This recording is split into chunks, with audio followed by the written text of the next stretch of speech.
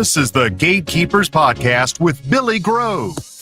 Billy is an innovative leader in the industry and loves teaching how to build quality fence. So sit down, grab a cold beverage, and get ready to talk about fence. Do it. Today's show is sponsored by Mr. Fence Academy. If you're looking to hit the next level in your fence company, check out Mr. Fence Academy. And now, live from the Mr. Fence Academy studios, here's your host, Billy Grove.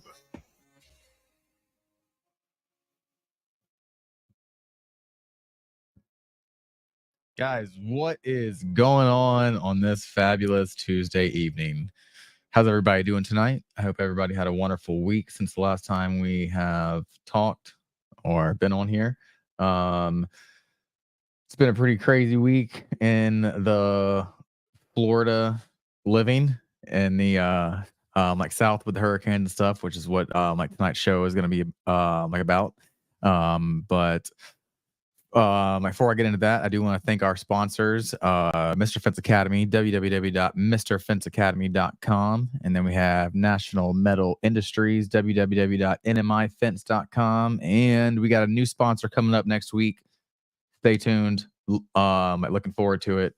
But real quick, guys, my win for the week was probably getting to go fishing this Sunday, which also happens to be my loss because I got pretty much skunked on anything other than just bait fish. But still had a good time. Got to get out on the water for a couple hours, and that was kind of it. Guys, I have Miss Susan K Worley on, my good friend, and tonight's topic is going to be a little bit about living life in the fence world after a natural disaster.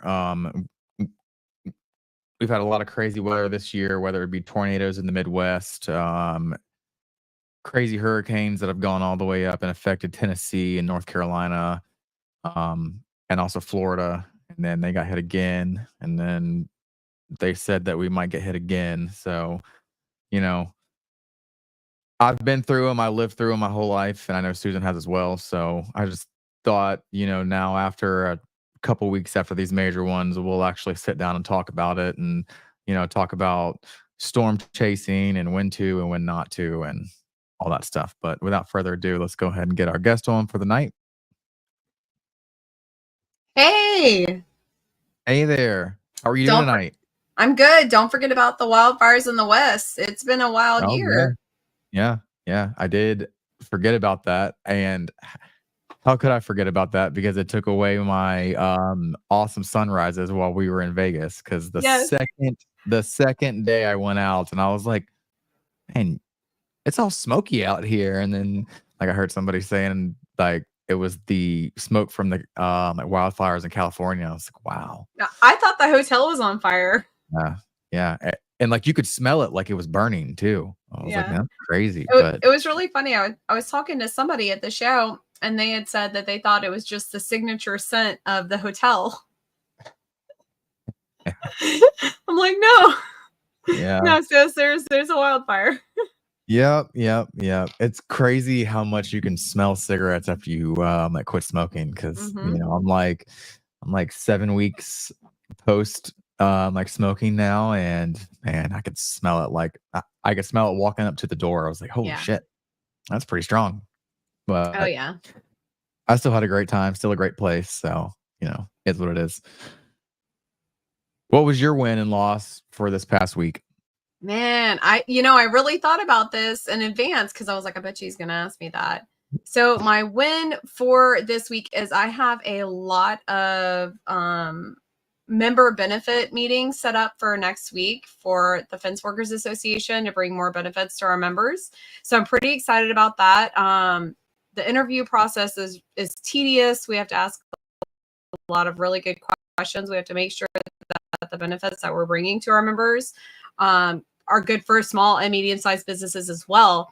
because, you know, the 1 and 2 truck companies out there need just as much as the 15 and 35 truck companies and so on, you know. And so like we've got some really good options lined up that I'm really excited about. And, you know, we're going to go into an interview process to make sure that, you know, they can bring good benefits to our members. And this week is, man, I'm still dealing with this kind of like lingering pneumonia. Like it's really my butt, man. Yeah. And my wife is actually, she's got a stomach bug, which was, you know, she was supposed to be here for a like full episode. So she's upset about that. Me too. I saw it on Facebook. I was like bed. super disappointed. Yeah. I don't know. I rarely get any of the like bugs that come around. I get sick like once a year, and when I get sick, I get sick. But I don't know. I seem to be pretty good with all of it, but I hate it for her. Hope you get better like soon, love. Yeah. But so speaking of hurricanes, are we still doing the Florida Fence Fam Hurricane Relief Link, or is that already done with your? No, we are still raising money for people in Florida right now, and only Florida because I have the easiest access to that area, and because now they've been hit twice. I haven't been in contact with Nikki Hage. I do know that she's taking cold showers. I saw it on Facebook. Bless her heart. But we've all been there, and so we're still working with her. She's getting food and supplies out. We've done a run already. Shane with Rotary did a run down south for us. And I got stuff to him. I know that the next big thing is gonna be people need clothes and stuff like that. So you know that's step 2. But yeah, we're still raising money. We're still here in support of them. And again, like I said, only Florida because that's what I have the easiest access to. I know NAFCA is going in to support North Carolina, so they have a fund that they're raising, and they're going to go in and start helping rebuild as well. And I'm sure that there are others out there, but those are the 2 that I know of that 100% of the funds are going towards relief and supplies for the people affected. Right. Awesome. Well, I'm pretty sure I saw Robert Evers. He was doing something for North Carolina because that's where he's based out of as well. But there's a lot of different ways to support Fence Fam or, you know, people. I've got a like guy that I grew up with. He lives in, I think, either St. Pete or Tampa, and he got power back like 2 or 3 days ago. So that was good to hear. I'm pretty sure he's pretty close to the city limits because I know a lot of that is completely devastated right now. But no, I was talking with Jessica from Polyvinyl Creations, and she's right outside of Tampa. They lost electricity for a few hours. They had a little bit of flooding, but like definitely a lot of fences and structures down, roofs lost and stuff like that where she's at. But like she waited out the storm. She was in like this like little small area where like she didn't have to evacuate. And so nice. I know she's good. Heck yeah. Well, so also what I wanted to talk about was, you know, you and I both grew up in Hurricane Alley. We'll just go ahead and call it that. Yes. You know, I remember going through my first major storm, which was Hurricane Andrew. What year did that hit? Like 92, 94? Mm-hmm. I can't remember. 92. It was 92. Like I was about to say, I'm pretty sure it was before it snowed in Florida, and that was in 94. I remember that. But that was my first major one, and you know, mine too. I was born in 1987, so I wasn't but, you know, five, maybe 6 years old, probably 6 at the time, because whenever hurricanes hit, it's normally, you know, in September, October. Right. But I remember going outside and playing in the eye wall, and you know, like we had a huge property at the time, and so like during like when the eye wall passes, for those of you guys who don't know, like everything calms down and it goes back to almost normal for about 30 minutes, and then it starts up again. So like it's a real quick time to like peek your head outside and, you know, kind of get something back secured. But I just remember as a kid, like seeing the neighbors come out, and we were just playing around like it was a regular day. Yeah. But yeah. And then what was your first one that you actually remember going through? Andrew was my first one. I was probably 7, and I was actually in Lake Charles. And of course, it didn't hit us as bad as it did y'all, but that was one of those weird storms that hit Florida and Louisiana. Yep. And like, I remember electricity going out and being like kind of nervous and scared, but also like eating Vienna sausages for like a week and like just anything in a can, which of course is like the worst. But that was my first hurricane. But like, I've been through many. Like I was actually in the military in Jacksonville, Florida, when Katrina hit, and the safest place for a ship to be during a hurricane is out to sea. So I was out to sea in Katrina in the ocean when that hit, and that was pretty intense. So wow, that's cool. I didn't know that. Yeah. I didn't know that. That's pretty impressive. But like the one that I have the most vivid memory of is Hurricane Ivan. And that's because I was a senior in high school. And so if you don't really know about Pensacola, there's like one way in. Well, there's 2 ways in and there's 2 ways out. Okay. Yes. I-10. Yeah. I-10 or Highway 90. Okay. Yeah. And so during Hurricane Ivan, the I-10 bridge that crosses Escambia Bay got completely taken out. Like a truck driver drove off like the end of it, and you know, he was never found and all of that stuff. But I remember my mom still like to this day, she has a rental house in Daytona that got completely flooded. There was windows up to the window from Milton. But that's neither here nor there. But we went there because it was vacant at the time and it still had power and water and all that stuff. And I was a senior in high school, so I was like, I'm driving my own car. Okay. Like if I'm gonna go, I'm gonna take my own car. So I drove my own car. And about a week after the hurricane hit, I had done all my sightseeing in Daytona, drove on the beach, went to the my Daytona 500 track, all that stuff. And I was like, I'm gonna go ahead and head back home, Mom. And she was like, you know what? Under one condition, like you gotta clean out the fridge. I was like, ooh, that's a tough one. That's a tough one because a week without power, and you know, sometimes whenever like you're like evacuating, it's almost last minute, especially with the hurricanes because you don't know where they're gonna go, and you know, there's a lot of hate on people for not evacuating, but you know, not everybody has the funds to just pop up and say, "Hey, let's take our family of 5." It's almost impossible to find a place like within a few hours. Like those places sell out. Yeah, that, and there's just complete gridlock on the interstate systems. I mean, complete gridlock. Whenever we went to Daytona, so from here to Tallahassee is normally about 2 hours and 45 minutes. Took us 7 hours and 15 minutes to get to like just to Tallahassee, and we were still in the danger zone. So you know, we had to keep on driving down to Daytona, but like all of that stuff, a lot of it's media, but you know, like you do got to remember, it's hard to just take 5 people, 2 dogs, a cat, and stuff because you can't just leave your animals, you know. And like a lot of these hotels, like you said, get booked up. And but I remember coming back, and you had to go through Highway 90 because the interstate bridge was out. And when you're coming through Pace into Pensacola, you go through an area what we call as the flats. Okay, there's like 4 or 5 different rivers that dump into like the Escambia Bay, which then dumps into the Gulf of Mexico, right? So we're coming over the flats, and I shit you not, there was probably 1,000 boats because it's like mixed with rivers and marshland. Okay, so that's what like separates all like I think there's 5 different rivers that all meet right there, and there was thousands of boats just turned upside down in the marsh. You could see them just in the middle of like the rivers, like hitting each other because they weren't like tied down or anything.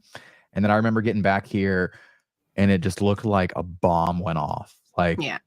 I remember seeing a billboard bent in a complete 90, like just complete L-shaped. And I was Mhm. like, man, this is insane. And then we had the National Guard here. Mhm. We had the whole nine, like lines for ice, for water, for Yeah. like the MREs, all that stuff. Yeah. And we were without power for almost 4 weeks, because we didn't go back to school for a month and a half. And my senior year, we didn't have to make it up somehow. I have no idea how. Like, it was just given to us. Like, we were all like, oh man, we're gonna have to go to school until like June, almost July. Right? Like, whoa. Real But life first world problems, right? yeah. Yeah. But I just remember getting back and just like seeing the just complete devastation and just being in complete awe of what winds, rain, and pop-up tornadoes can do. What was one of the like ones that you kind of went through at a earlier age that you really like remember the devastation of the whole thing? We had a hurricane here about 3 years ago.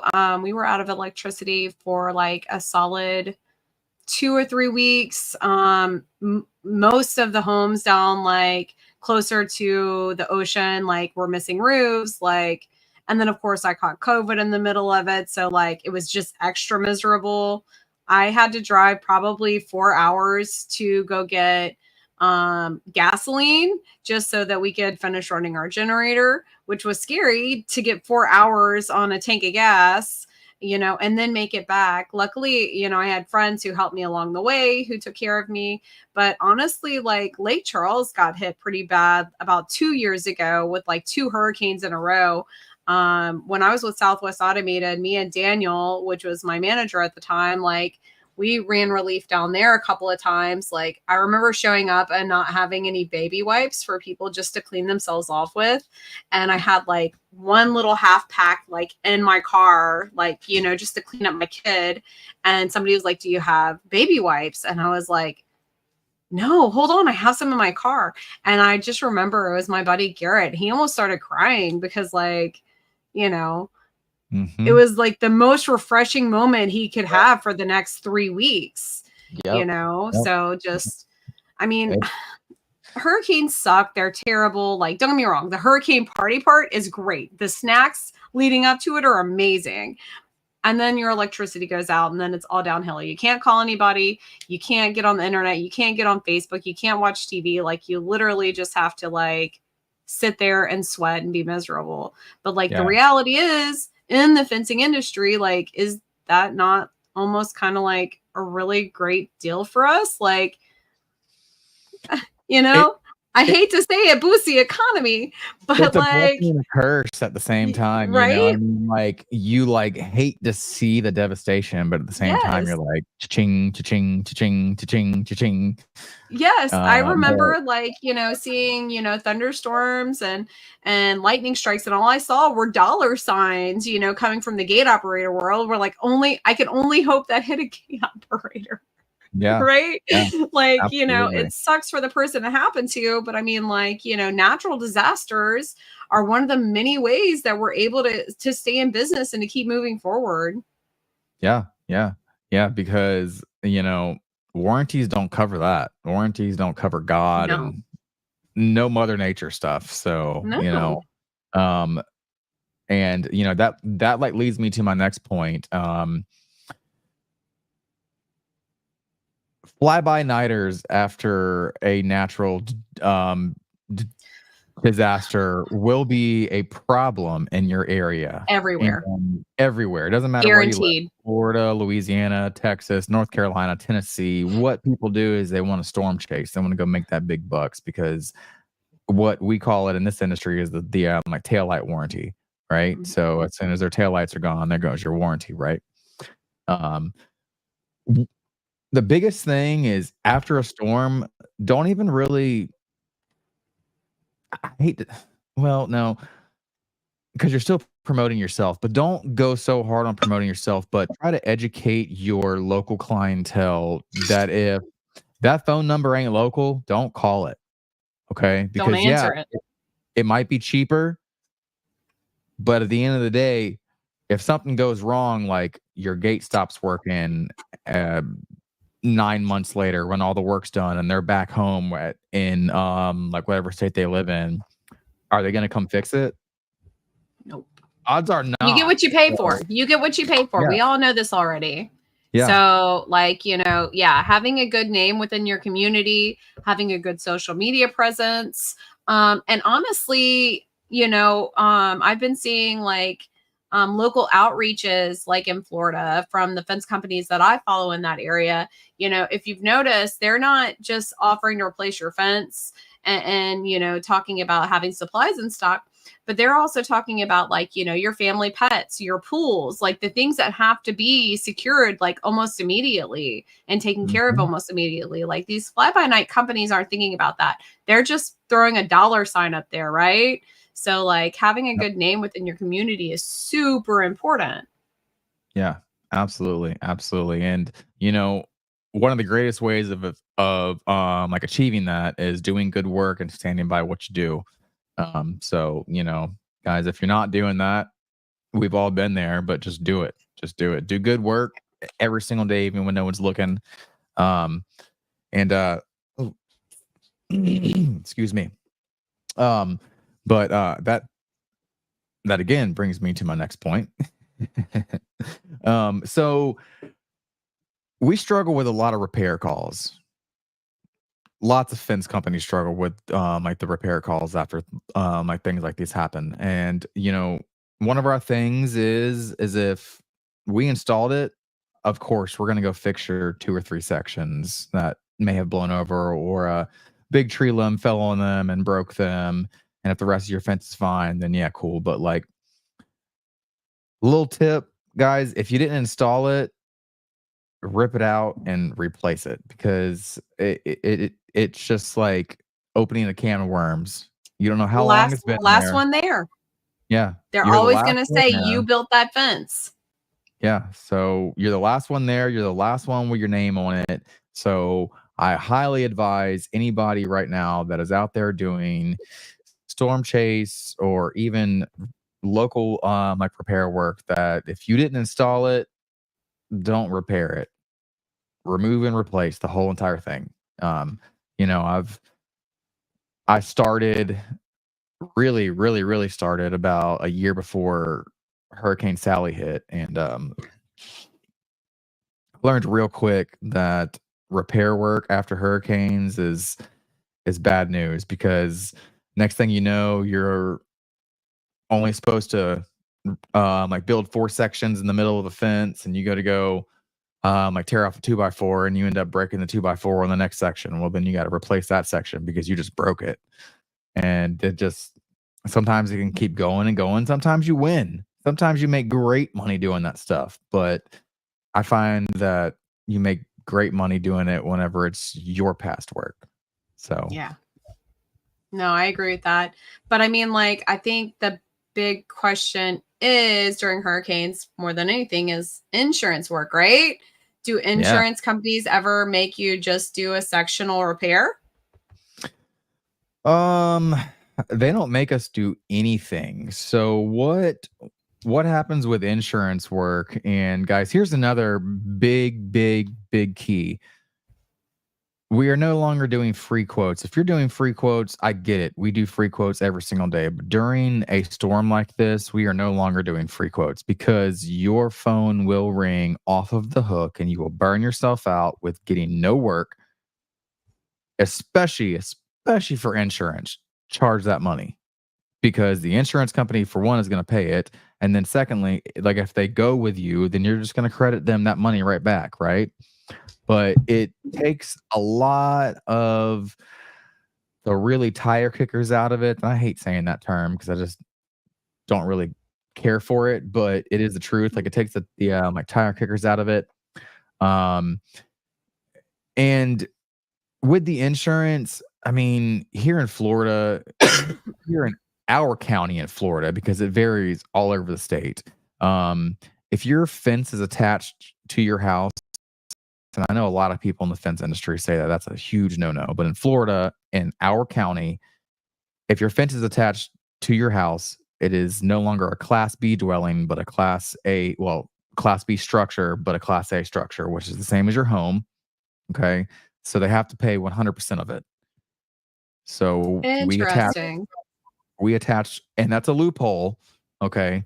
Not everybody knows about that. And that's a little loophole that you can get into. But if it's not attached, they're only liable up to I think 28%. So they're not really paying for much. And 9 times out of 10, whenever someone's doing like an insurance claim on a fence, it's because their entire fence fell down or blew away or what have you. A lot of the repairs are people who are wanting to pay out of pocket. I mean, we've got some good comments going on. We do. I was just about to say, you want to get into the comments? Yeah, I think we should. Let's do it. All right, so we're gonna start from the top. Okay. We got Mr. Devin Van Buren, Kevin and Steve says Susan is the best. We got Robert Evers in the house. What is going on, my man? I saw you were out DJing either this last weekend. No, weekend before, man. Like I know you killed it. He did an install today. He posted. Yeah. Gate operator. Yeah. We got Orlando Hinge Company. Hey, what is going on, man? Miss Michaela Patterson's in the house. She says hello. We did a deep dive on her tonight. I did not get a chance to watch it. I was still in the field whenever y'all started, and I was in a super fencer, and it's super bouncy. And like you can't even read whenever you're riding in the passenger seat. I love that thing because it's super easy to to drive, but damn, if you sit in the passenger seat, man, it's like the whole time. Yeah, no, so I couldn't watch it. Trev says, I know that one. Yeah. It's y'all's. What's up, Trev? He's down in Homer, right? Yeah. I registered for Fence Week and the Lafayette one and for his. So Trev, I'm gonna be reaching out to you to find out where I need to meet y'all so I can come out and participate in Fence Week and learn about some installations. You didn't register for mine, did you? I haven't decided if I'm going to make it there yet or not. So no, I have not formally registered. I might just show up if I'm able to. I thought that's what you just said. I was like, no, I just got no. For Trev's down in Homa. Which, guys, by the way, I want to toot my own horn. I am tied for attendees with Sean King. Bam. Stop it. I swear to God. I feel like I have to show up now just to make that happen. I got the list today and I was like, no shit. I was like, yes. So that might have should have been my win because that's your win for real. Fishing, even though I love fishing, I was like low key. I was like, oh man, that's pretty cool. Yeah, it is. But all right, guys, we're gonna get back to some comments. I know I skipped Mr. Kevin and Steve. I'm sorry. All right, so he says, if I only repair, I have special terms and conditions. They sign that voids all warranties and absolutely no fence sign on it. I'm with you on that one. But it doesn't change the fact that the homeowners know you were still the last one to touch it. I did a gate replacement on a dumpster enclosure today, and when we got done, I was like, should I put a sign on this? Talking to myself, I'm like, nah. The rest of the fence looks like shit. I was like, I don't want to put a sign on this. So I was like, normally I would be gung-ho to put a sign on it. And it sucks because we've been doing a lot of work for a home builder lately. Mm-hmm. And we haven't been able to put signs on them. So I'm like, oh, no, I can't put a sign on that. I get it. So I was finally about to, and I was like, oh man, no, the rest of the fence looks like shit. I can't do that.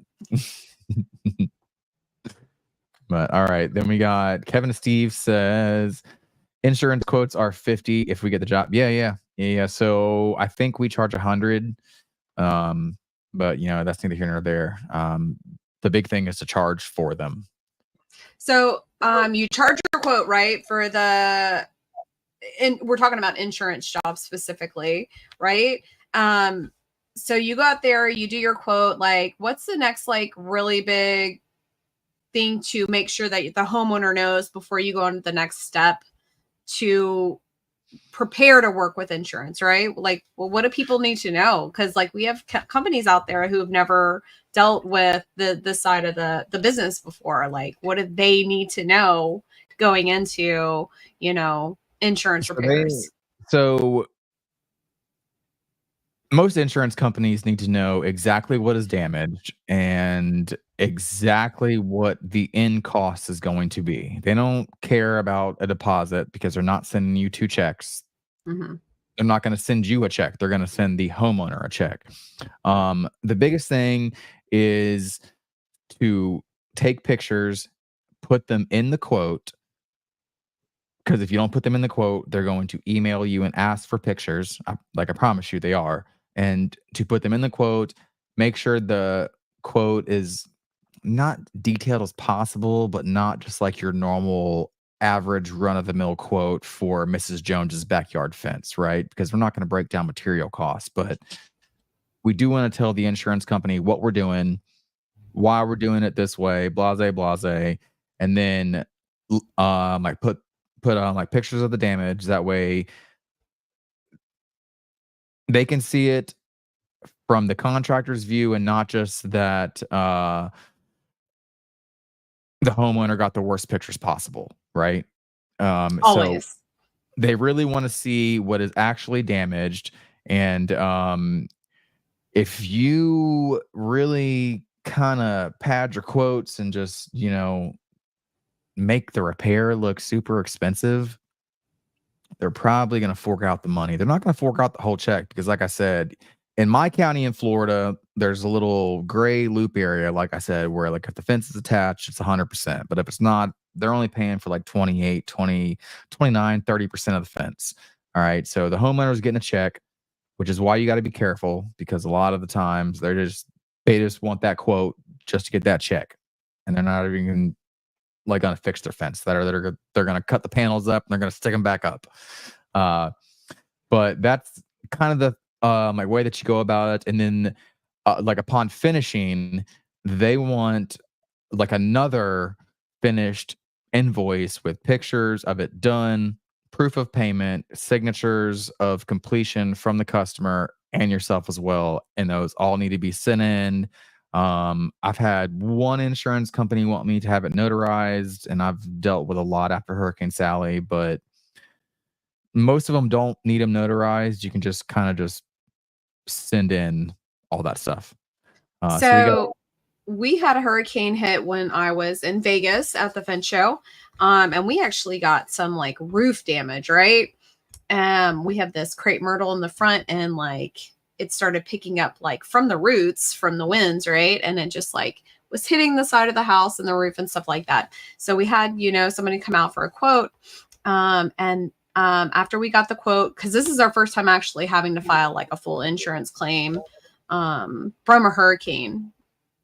And it's not the fence, but I think my big question is like when the guy who came out to quote the roof was leaving, he's like, hey, when the adjuster comes out, give me a call. We'll make sure we're there as well. Is that going to be standard with a fence? Like to let your customer know, like there's going to be an adjuster who comes to, reviews like what we think needs to be replaced? No, because fences are considered, and I don't know the actual terminology in the insurance world, but fences are considered like second or third. Okay, so we're dealing with adjusters with like damage inside of your home, damage to your roof, damage like to your actual like structures or your home. For the most part, they're not going to want to meet with a fence contractor. I've never had like an adjuster call me and say, hey man, like I need to meet with you. Now I have done all my mom's rentals and handles all my mom's rentals and stuff. And we have some in Panama City in there. We meet adjusters for a lot of the major things, right? Roofs, if there's damage to the siding, stuff like that. But I think that's more or less the clients side of things for the fence world. But I mean, like, that gets us into some more comments down here, because even Trev says in Yeah. Louisiana, he says when it's attached, it's covered under other structures here in Louisiana. See, that's kind And of he's how it talking is. about the fence. Yeah. That's kind of how it is in Florida. And and I know we get a lot of hate on it because people say, "Oh, you should never attach a fence to the house," but there's reasons why we do it here, and that's one of the reasons is like for the insurance. We're gonna go back up. We're gonna skip back up because Trev said a couple more things. And I did touch on that. Like, I didn't even see him comment on it, but he said they need to know how compromised the fence is and know that 99.9% of the time it's more like expensive to repair it than it is to replace it. And that's so true. And that's absolutely true. Did you deal with that in the automation world whenever you were at SAS? I don't know anybody who has gone through their insurance company for their gate operator. That doesn't mean that they haven't. Okay. Oh, Okay. Fair. to be honest with you, just I have no idea. I guess it would kind of, if you want to be on like reality, like if it's considered a separate structure but it's attached to your home and you have a full perimeter around your home, then I would assume it would be the kind of the same process. We had the great floods here in Baton Rouge in 2016. I wasn't in this world yet. In 2017, I joined this world. But we were still dealing with, people who had never repaired their gate operators and stuff like that. But a lot of them were still just trying to get the operator themselves repaired. And I'm like, this thing's been underwater for like months, or weeks. Right. Like, I don't know what I'm going to do for you. And then it's been just sitting on a shelf for a year on top of it. Like, it's just time to completely replace the whole thing. Now, just like anything else, it is way more responsible to replace a system than it is to repair a system. Parts are way more expensive than the item as a whole. Plus, you're carrying a warranty with something brand new, which is way more valuable to a homeowner and to you as the installer, being able to offer like, what is it called? Where you come back? Workmanship warranty? There, thank you. A warranty. Yeah. So, yeah. All right. And then we got Kevin Steve says, we send 2 quotes, one to repair and one to replace. We always make the quote to repair more. This way, insurance is everything they need. We also send pictures. Good. How long do you... Oh, I'm sorry. No, go ahead. How long do you store all that information? Like, how long do you keep it on file? Oh, our regular quote turnaround, I can't say for sure, but it should be between 7 and 14 days, that the price is good for. But as far as keeping it on file, I think we go up to 4 months. Okay. And then after that, we just kind of put them in the trash bin because it's been 4 months, Trev says it's a separate structure, but when attached to the house, it's an extension of the house and covered under other structures like a carport, shed, etc. Dealt with hundreds of adjusters after Ida. I don't know if it's different in like Louisiana, but like I know after Sally, like I said, I met with one and I had probably 50, 60 insurance jobs and I met with one. So that's just my my take on it. I absolutely could be wrong, like you like just said, but even if you do meet with the adjusters, like just make sure that the homeowner knows and make sure that you're all there and everybody's on the same page because that'll get you paid a whole lot faster. Yeah, documentation is everything. Yeah, absolutely. All right, we're gonna hit one more comment and then I'm going to run the commercial, give us about 45-second break, and then we'll be back after that. We'll Kevin Steve says forever. Every quote. What? Forever. I think he means for every quote. Nope. Okay. I was Forever. like, forever. Your quotes are good for forever. Maybe he keeps the documentation forever. So Every y'all quote is good for 10 days. We file them with just everything go get else a that way. quote from Devin and wait for like a year, and then just get it for the same price. All right. I'm just kidding. But I think he means he keeps his Yeah. documentation forever. Yeah. True that. All right. So he says he keeps his documentation forever. Every quote is good for 10 days, but we file them with everything else. That way, if they ever call back, we don't have to waste time going back out. We have their measurements. I mean, I get that. I completely get that 100%, because going back out to somewhere that you've already been and retaking the measurements is a big waste of time, right? Yeah. We don't want to waste time. But guys, with that said, I am gonna run this commercial as soon as I scroll down to it, and we'll see y'all in, it says, Take off the comment. 49 seconds. Let me take off the comments. That way we can get a full on NMI commercial. And guys, I can't wait for the next sponsor. Oh man, I'm super excited, y'all. Y'all should be excited too, but here we go.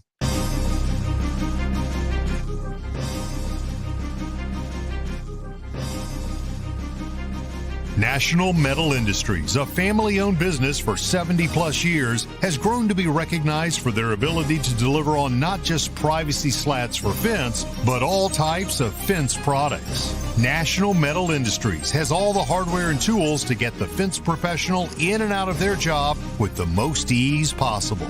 You can count on National Metal Industries for the most convenient resources in fence products. Visit nmifence.com for more information. As we like to say, you can always pick it right at National.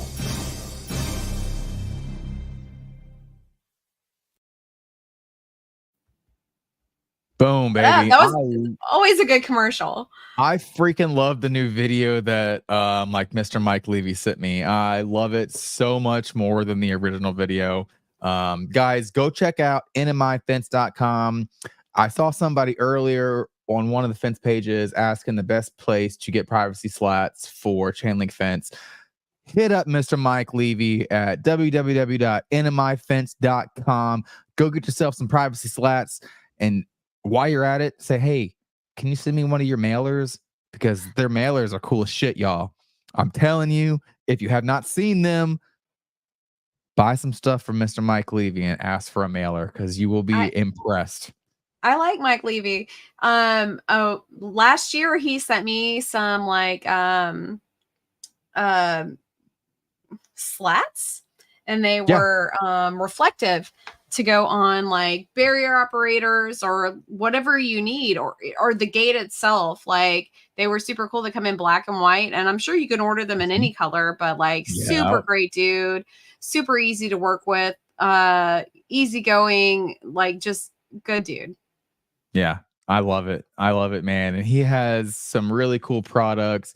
He also sells basic chain link and vinyl tools as well. And I love the pliers that he sells for chain link. I love them. They're awesome. Speaking of, if you're watching, Mr. Mike, will you send me a new shirt? Because I would love a new shirt, because the last one you sent me was long sleeve, and it's kind of hot here in Florida, so I don't get to wear it. I'll take one too. Susan says she'll take one too. Mike's watching. But no, I guys, I can't say enough. Go check out nmifence.com. If you're in the chain link world, he will have what you need available nationwide. Go get it. And with that said, look at that. He says, thank you guys. Absolutely. Hey man, thank you. Thank you for sponsoring the show. And I love working for you. Your like commercial is my favorite. Like it was my first one that I really did. And man, love it. But all right, we got Devin Van. Shit, Mike, send me one too. And hold on, Mike's gonna send them all. And look at that. Definitely send out. Mike for the win. Once I got t-shirts made recently. Oh man, I can't wait for a new one. Hey, while you're at it, send me a fence sign for my desk. and then send me 2 because I'm gonna put 1 on my trailer.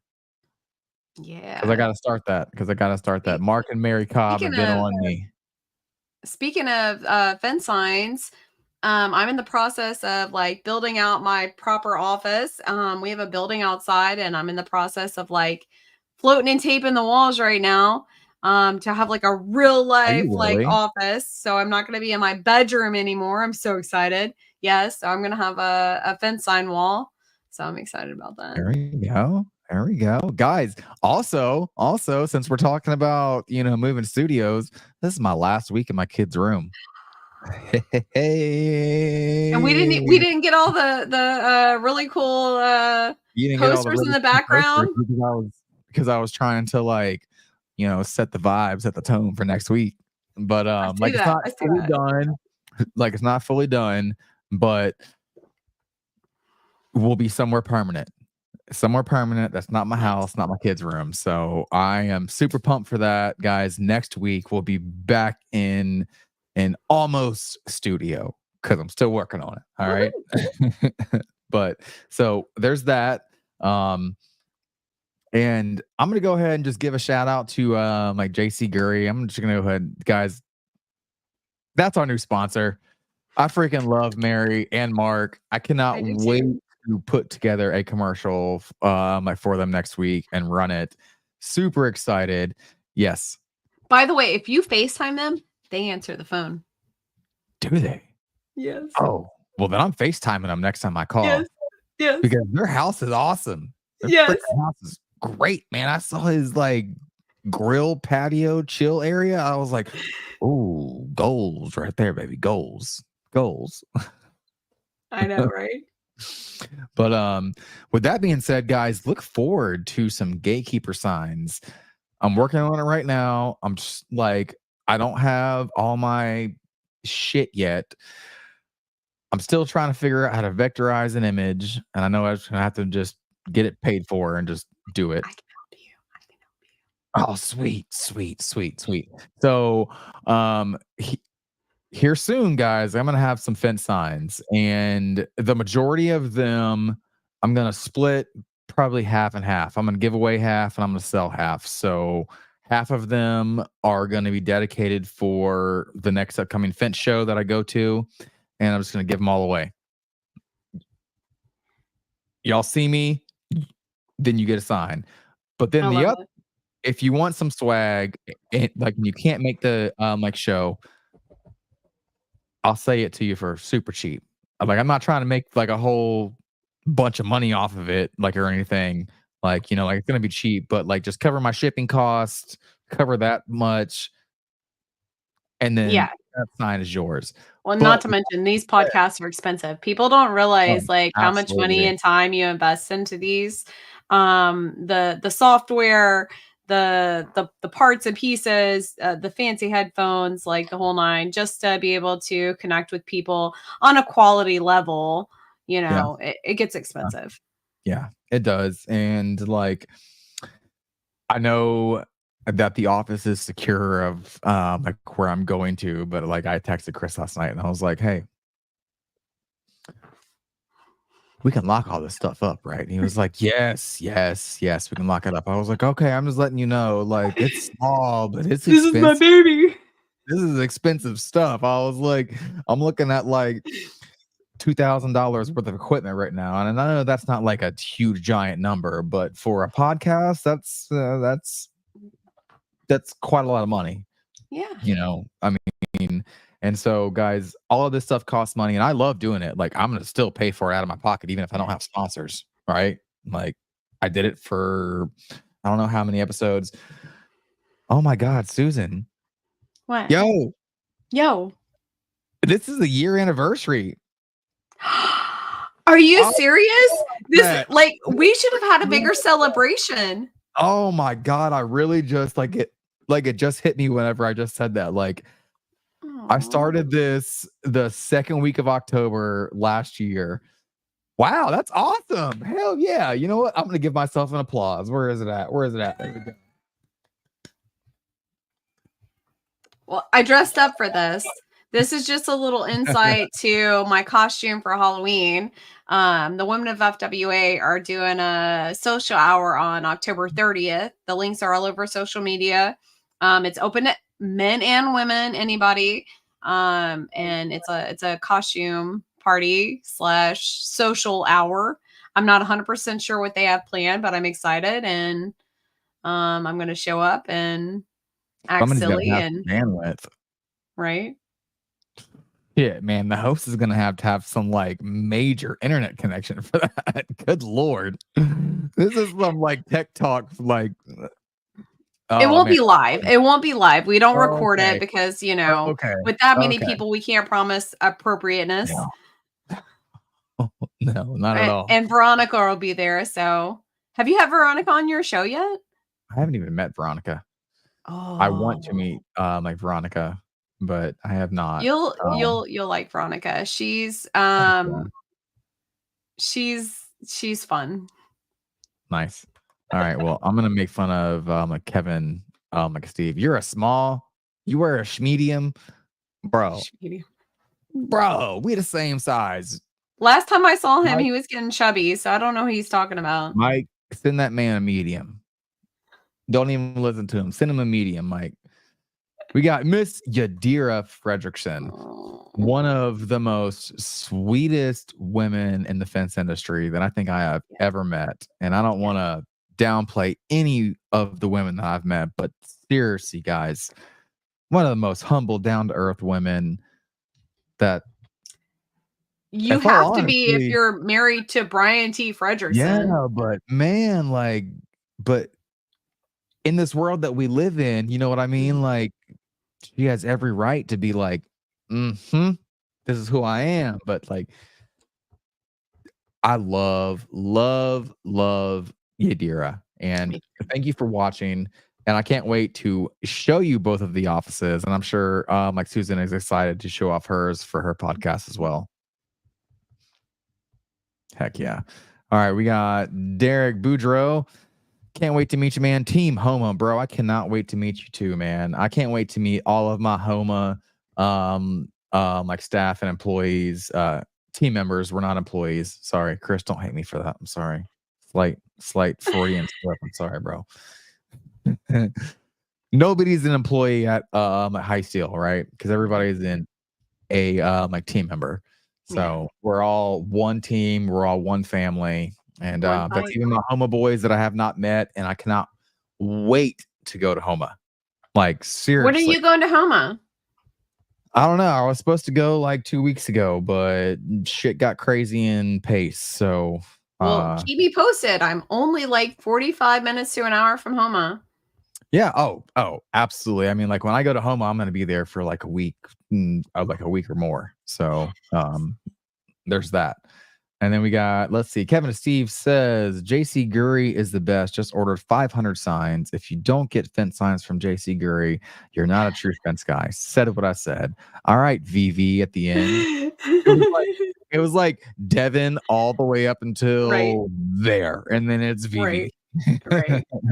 But no, you're not lying.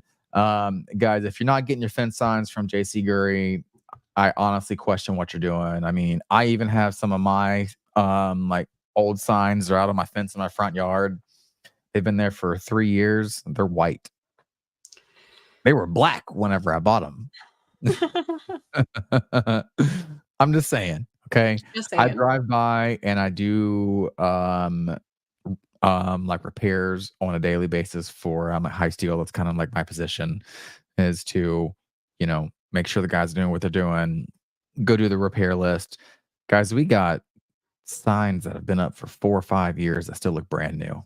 Wow. From JC Gurry. And they're decals. You can't pull them off of anything. No. I accidentally messed up the like decal on the back of the sticker, right? Or on the back of this computer that I'm using right now, and it's got a little crease in it, and I could not fix it. Normally I can pull them back up and I can fix it. No, there was no pulling it back up. But there's that. Mike Levy says Fiverr is great for simple artwork. I think you're talking about vectoring. Yeah. Yeah, man, I got to get that done this weekend. I got to vector my logo and get it sent off. And then I need the FWA logo vectorized so I can put that powered by, because even though I'm not technically sponsored, I am FWA all the way. And that's just kind of how it is. Just how it is. Oh, yeah. Heck yeah, that's how it is, especially after the like fence show. And oh man, I'm super FWA all the way.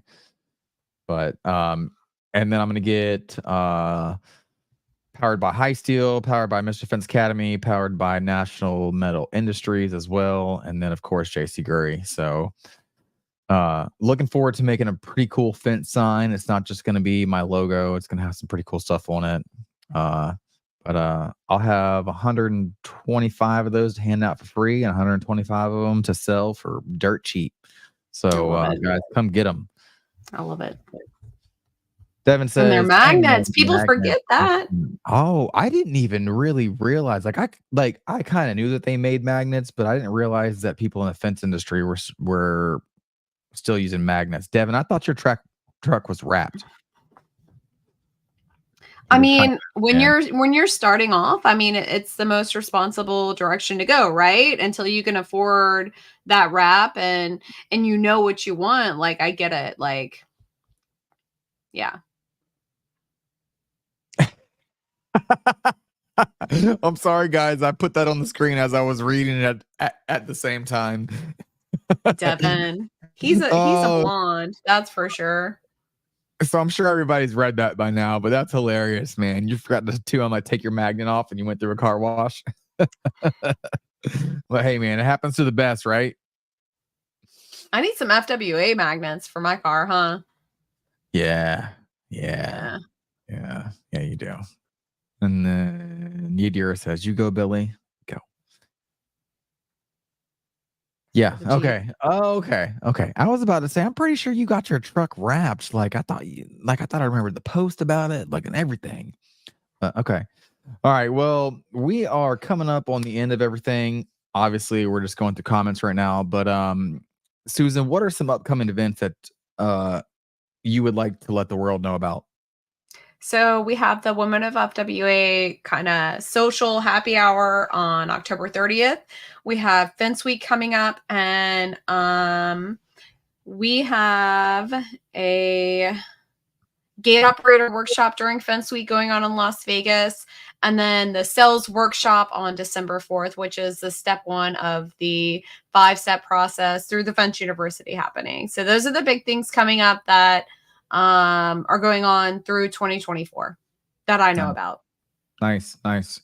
And so guys, again, we have Fence Week, and it's the background right now, which is like a whole thing, like you can't see it, but if you go to my personal Facebook page, I did share it, and I put the link for like Eventbrite, because it's kind of hard to find. I'm not gonna lie to you. The Fence Week tickets are kind of hard to find. You got to actually do some research about it. I put the link down in my personal page. I will go and put it back on this. I'll go and edit the description, and I'll put it down on the podcast info. But guys, Fence Week, November 4th through the 8th. Mine is in Pace, Florida. Obviously, you're going to Lafayette and to Houma. Guys, we got a lot of different locations. We even have Brian's even doing one. All right. It's free to a limited amount, of course. I've almost hit my cap. Like, I'm not going to say how many people are free left, but guys, it's getting close. It's getting close. But it's free to a certain amount of people. So go ahead and sign up, guys. This is a complete free event. It's real fencers, real job sites, real training, and that equals real results, right? We're not just building a 10-foot section of fence or a 20-foot section of fence and just tearing it down. Like, we're actually going to be out there building somebody's fence in somebody's or in like somebody else's backyard. And yeah, we're going to be doing it for whatever company is hosting it. But at the same time, it's free training, right? So go sign up for Fence Week. I promise you will take away so much knowledge for free. And not just that, on Friday, there's a Zoom call with Sean and with Nico. And it's going to be all about business. And you can sit in a classroom and talk to everybody that is in Fence Week at the same time. So just imagine that. Yes. Just And imagine. those are two of the smartest, most intelligent men I've ever had a conversation with. And if you haven't had the opportunity to meet Nico, because everybody knows who Sean is, Nico is literally like one of my favorite people on planet Earth. Like, I got to know him at the show, at the Fence show recently, and man, that dude is smart. Oh, I freaking love Nico.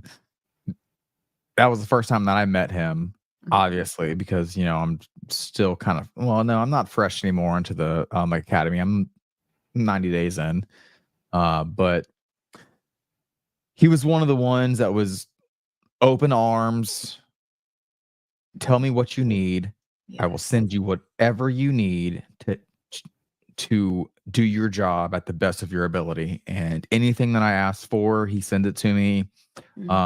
Guys, right now, like across the country, like I want you to know, we have 89 people. 89 people. Okay. So that's almost 90 people in a Zoom call. Oh man, I'm so excited. I can't even talk. But guys, if you have ever been to any of these trainings, the biggest thing that you learn is the after hours stuff. It's the sitting around the fire, sitting around a bar, having a couple beers, talking to like one another.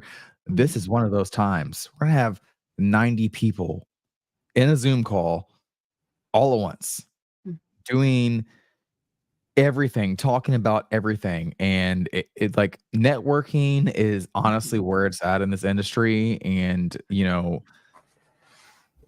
building people up is where it's at as well, too.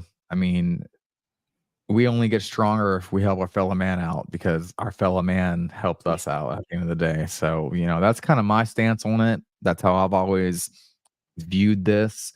And I don't ever want to look down on anybody. So, you know, there's that. Stronger together. There we go. You got any closing thoughts? No, just thank you for having me. I think this was a great conversation. I think people need to know how to work with insurance companies and the importance of it. And while natural disasters like totally suck and we don't want them to happen, the reality is they're great for business. And so I love it. Just do it right. Be prepared. Have a game plan going into this. And if you're there in the actual like zone, just know, turn your phone off. Don't even answer. Turn it off for the first week and a half, because there's no reason. Nobody's got power. Nobody's got gasoline. Like, there's no ice. There's no water. There's no reason to work. Go help out your team that you employ, right? And then once your team is helped out, worry about your community. And that's kind of my feeling on that. And with that said, Susan, thank you so much for coming on tonight. You're awesome. You're truly one of my best friends in the fence industry, guys. And you have a wonderful night. And thank you for letting me meet your son earlier on the little pre-backstage Zoom call.